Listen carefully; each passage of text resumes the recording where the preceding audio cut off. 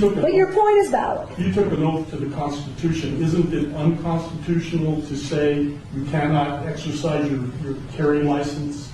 With one exception, and that is if there's an emergency, and I've declared an emergency for a temporary amount of time, I can invoke additional powers. No constitutional right, in my view, including my oath, is intended to be absolute. There are restrictions on free speech. There are restrictions on my freedoms.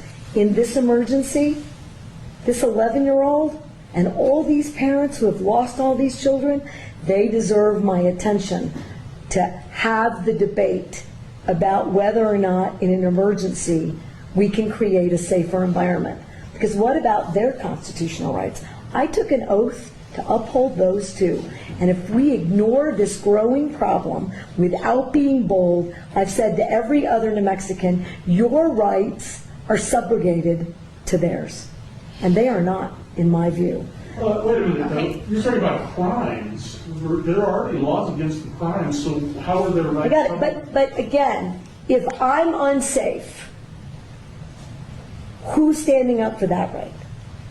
If this climate is so out of control, somebody should do something. I'm doing as much as I know to do.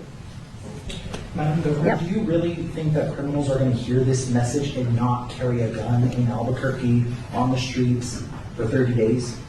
No. But here's what I do think. It's a pretty resounding message